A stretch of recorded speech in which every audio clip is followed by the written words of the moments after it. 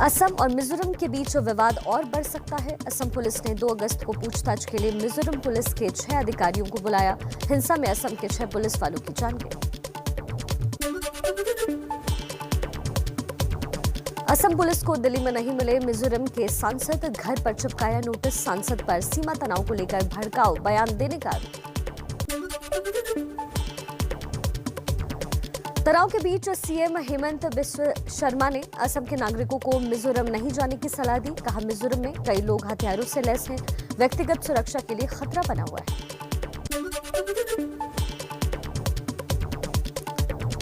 मिजोरम से असम आने वाली गाड़ियों की सीमा पर होगी जांच। असम पुलिस को अवैध दवाओं की तस्करी की आशंका।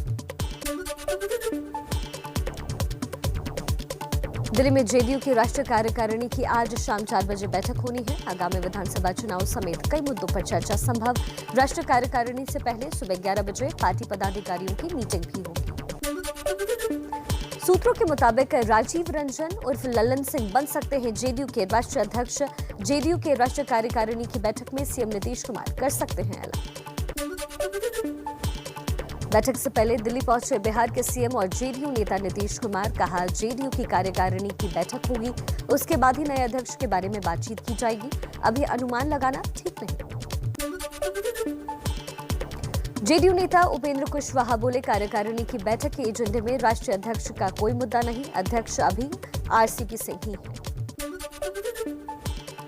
जाति आधारित जनगणना के लिए बिहार के सीएम नीतीश कुमार से मिले आरजेडी नेता तेजस्वी यादव। सरकार से कर्नाटक की तरह अपने फंड से जनगणना कराने की मांग की। नीतीश ने प्रधानमंत्री से बातचीत का भरोसा दिलवाया। बिहार के सीएम नीतीश कुमार बोले, जातीय जनगणना को लेकर प्रधानमंत्री को चिट्ठी लिखी है, लेकिन इस बार मीटिंग के बाद तुरंत लौटना पड़ा, इसलिए पीएम मोदी से नहीं मुलाकात हो पाई। आज मथुरा से शुरू होगा बीएसपी के ब्राह्मण सम्मेलन का दूसरा चरण। 14 अगस्त को नोएडा के कार्यक्रम से समापन होगा। इस दौरान 24 जिलों में बीएसपी के प्रबुद्ध सम्मेलन आयोजन किए जाएंगे।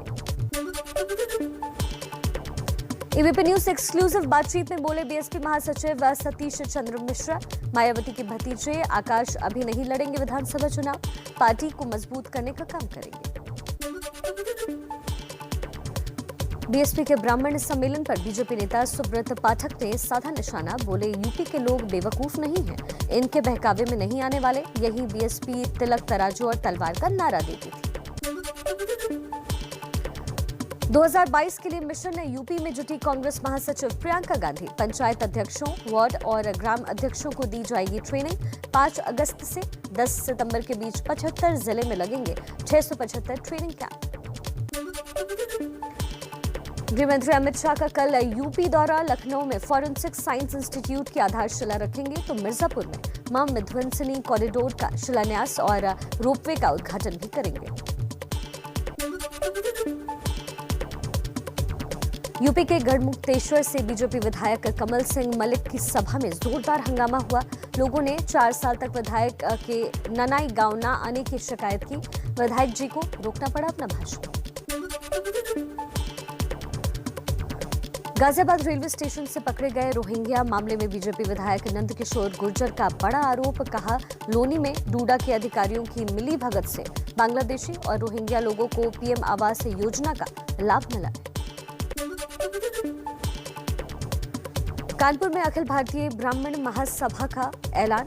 कहा, विकास दुबे और श्री प्रकाश शुक्ला की मूर्तियां लगवाएंगे, योगी सरकार चाहे जो कर ले।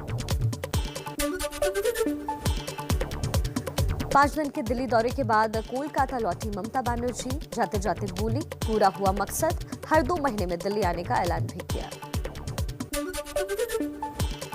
बीजेपी नेता शुभेंदु अधिकारी ने ममता बनर्जी पर साधा निशाना। कहा, अभी विपक्ष को एकजुट करने का कोई फायदा नहीं है, इतनी जल्दी करने की जरूरत नहीं है, अभी काम करें, अभी तो 4 साल बचे। विपक्ष को एकजुट करने की कोशिश पर रतलाम में बीजेपी के कैलाश विजयवर्गीय की जुबान फिसली। कहा, ममता जी के खिलाफ कोई नेता नहीं मिल रहा है, तुरंत गलती सुधार कर बोले सॉरी मोदी जी के खिलाफ। और कुछ और खबरों पर नजर डालते हैं फटाफट अंदाज में। कथित जासूसी कांड के मुद्दे पर कल भी संसद के दोनों सदनों में हंगामा हुआ। संसदीय कार्य मंत्री ने कहा, मंत्री के बयान के बाद हंगामे की जरूरत नहीं। कांग्रेस नेता मल्लिकार्जुन खड़गे का बयान, बोले पेगासस केस देश की सुरक्षा से जुड़ा हुआ मुद्दा, संसद में चर्चा जरूरी है। दिल्ली विधानसभा से कोरोना काल के ड्यूटी के दौरान शहीद डॉक्टर और पैरामेडिकल स्टाफ के सामूहिक तौर पर भारत रत्न देने का प्रस्ताव पारित किया गया। केजरीवाल सरकार 15 अगस्त तक केंद्र को अनुशंसा भेजेगी।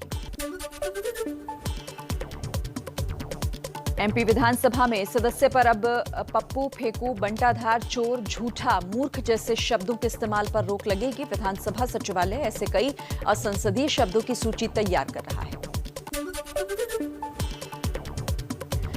राजस्थान में अनिरुद्ध सिंह ने पिता विश्वेंद्र सिंह के खिलाफ मोर्चा खोला। कहा, पाला बदलना उनकी फितरत में शामिल, कभी वो लोकदल तो कभी चौटाला की पार्टी में जाते हैं। कर्नाटक के नए सीएम बसवराज बोम्मई ने दिल्ली में पीएम मोदी और बीजेपी अध्यक्ष जेपी नड्डा से मुलाकात की। उससे पहले गृह मंत्री अमित शाह और रक्षा मंत्री राजनाथ सिंह से भी मिले। सरदार पटेल पुलिस अकादमी में आईपीएस प्रोबेशनर्स को संबोधित करेंगे पीएम मोदी। वीडियो कॉन्फ्रेंसिंग के जरिए सुबह 11 बजे का कार्यक्रम। गृह मंत्री अमित शाह और गृह राज्य मंत्री नित्यानंद राय भी मौजूद रहेंगे।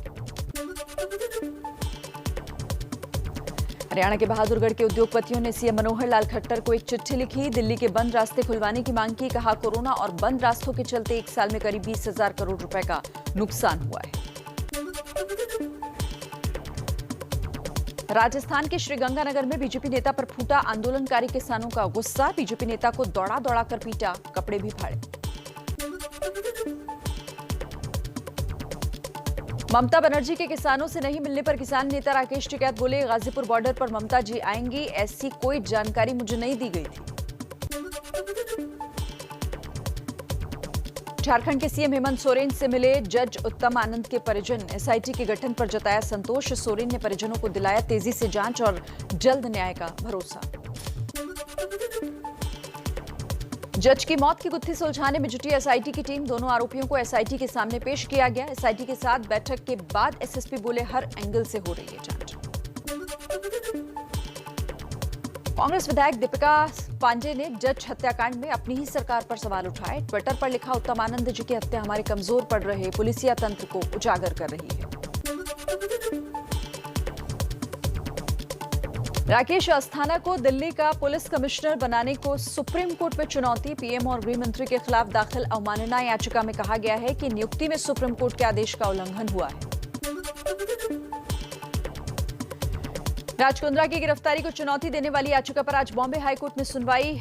पॉर्न फिल्में बनाने के आरोप में राज कुंद्रा को मुंबई पुलिस ने 19 जुलाई को गिरफ्तार किया था। पोर्नोग्राफी केस में फंसे राज कुंद्रा की मुश्किलें और बढ़ी। महाराष्ट्र के बीजेपी प्रवक्ता राम कदम ने लगाए ऑनलाइन गैम्बलिंग गेम जीओडी के जरिए करोड़ों रुपए की धांधली के आरोप। चलिए कुछ और खबरें आप तक पहुंचाएं तेज रफ्तार में।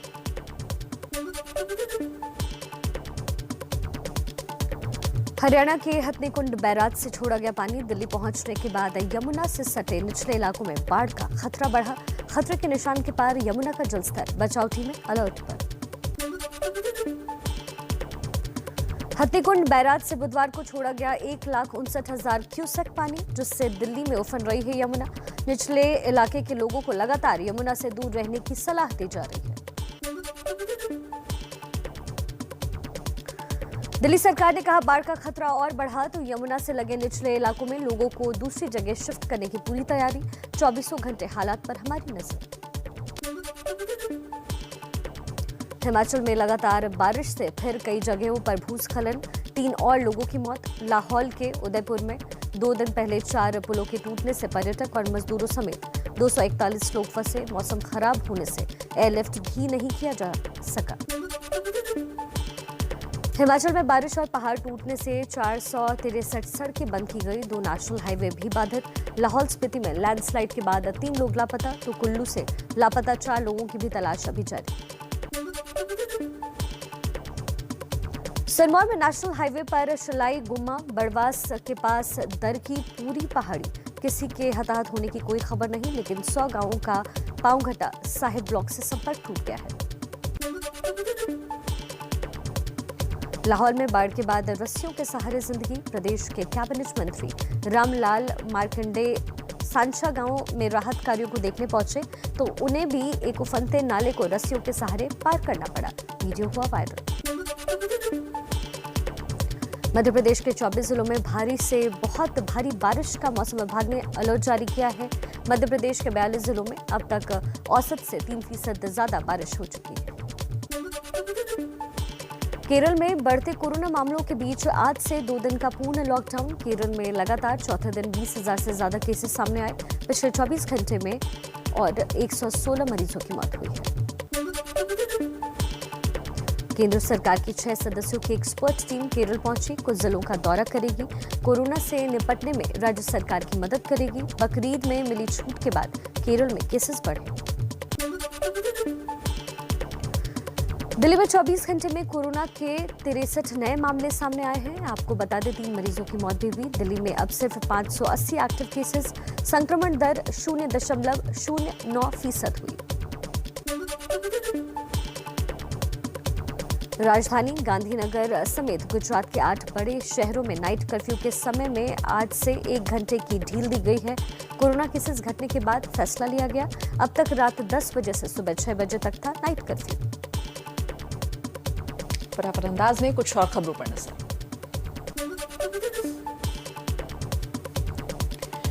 केंद्रीय स्वास्थ्य सचिव राजेश भूषण ने राज्यों को लिखी चिट्ठी। बेघर और भीख मांगकर गुजारा करने वालों के टीकाकरण के लिए विशेष अभियान चलाने और कैंप लगाने को कहा गया। देश में अब तक 2.25 लाख से ज्यादा गर्भवती महिलाओं को लगी वैक्सीन की पहली डोज। तमिलनाडु में सबसे ज्यादा टीकाकरण।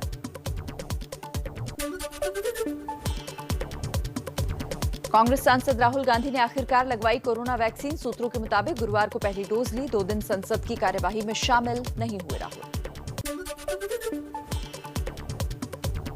यूपी बोर्ड के 10वीं और 12वीं के रिजल्ट आज दोपहर 3:30 बजे घोषित किए जाएंगे। छात्र upmsp.edu.in और साथ ही upresults.nic.in पर जाकर नतीजे देख सकेंगे। उत्तराखंड बोर्ड की 10वीं और 12वीं की परीक्षा का रिजल्ट भी आज सुबह 11 बजे जारी होगा। बोर्ड की आधिकारिक वेबसाइट पर अपलोड होंगे रिजल्ट। कोई मेरिट लिस्ट जारी नहीं होगी। सीबीएसई बोर्ड ने जारी किया 12वीं की परीक्षा का रिजल्ट। 99.37% बच्चे पास हुए। लड़कियों ने फिर से बाजी मारी। भारत सरकार के डिजी लॉकर से सर्टिफिकेट की कॉपी डाउनलोड कर सकते हैं छात्र। 12वीं के बाद अब सीबीएसई के 10वीं के छात्रों का नतीजों का भी इंतजार। बोर्ड का ऐलान 1 हफ्ते के भीतर 10वीं के नतीजे जारी किए जाएंगे। एमपी के सीएम शिवराज आज 9वीं से 12वीं के स्कूली छात्रों से वर्चुअली संवाद करेंगे। कोरोना पर काबू के बाद 9वीं और 10वीं के स्कूल खोलने की भी तैयारी है। 11वीं और 12वीं के स्कूल कुछ दिन पहले ही खुले हैं। वाइस एडमिरल एसएन घोरमड़े आज नौसेना के उप प्रमुख के रूप में संभालेंगे कार्यभार। Vice admiral G Ashok Kumar की जगह लेंगे जो आज रिटायर हो रहे हैं। मुंबई में दहिसर के एक इलाके में पहली बार बिजली पहुंचाने को लेकर बीजेपी शिवसेना में श्रेय लूटने की होड़ मची। शिवसेना के लोगों ने बीजेपी वालों को बरसाती मेंढक कहा तो बीजेपी नेता ने शिवसेना को धोखेबाज पार्टी बताया। ईडी ने महाराष्ट्र के पूर्व गृह मंत्री अनिल देशमुख और उनके बेटे ऋषिकेश को फिर से समन भेजा। सोमवार को पेश होने को कहा। मनी लॉन्ड्रिंग केस में अनिल देशमुख की याचिका पर सुप्रीम कोर्ट में 3 अगस्त के लिए सुनवाई टली। देशमुख ने ईडी की गिरफ्तारी से राहत की मांग की है। बिहार के कटिहार में मेयर के हत्याकांड में अब तक 4 लोग गिरफ्तार। आरोपियों में 2 महिलाएं भी शामिल हैं। 11 लोगों के खिलाफ एफआईआर दर्ज हुई है। कटिहार में मेयर की हत्या के केस में नेता विपक्ष तेजस्वी यादव का नीतीश सरकार पर हमला। कहा बिहार में कानून व्यवस्था का बुरा हाल। हत्या, लूट और बलात्कार रोज की बात।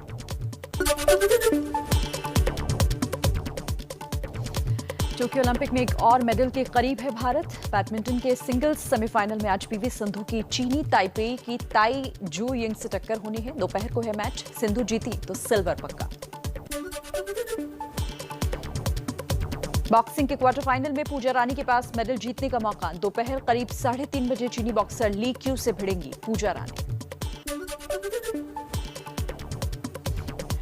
बॉक्सर अमित पंघाल आज फ्लाईवेट कैटेगरी में प्री क्वार्टर फाइनल मुकाबला खेलेंगे। अब से थोड़ी ही देर में सुबह 7:30 बजे कोलंबिया के मार्टिनेज रिवाज से पंघाल का मैच। टोक्यो ओलंपिक के पूल ए मैच में भारतीय हॉकी टीम ने जापान को 5-3 से हराया। कल खेला जाएगा क्वार्टर फाइनल मुकाबला। पंजाब के खेल मंत्री राणा गुरमीत सिंह सोढ़ी का ऐलान। ओलंपिक में गोल्ड मेडल जीतने पर पंजाब के हर हॉकी खिलाड़ी को देंगे 2.25 करोड़ रुपए का इनाम। पूर्वी दिल्ली के सांसद गौतम गंभीर ने डीडीए से यमुना स्पोर्ट्स कॉम्प्लेक्स का नाम बदलकर भगत सिंह के नाम पर रखने की अपील की। कहा, महान क्रांतिकारी को सम्मान देने की दिशा में ये एक छोटा कदम होगा। इंग्लैंड टीम को बड़ा झटका। ऑलराउंडर बेन स्टोक्स ने क्रिकेट के सभी फॉर्मेट से अनिश्चितकाल के लिए ब्रेक लिया। भारत के खिलाफ 4 अगस्त से शुरू हो रही टेस्ट सीरीज भी नहीं खेलेंगे।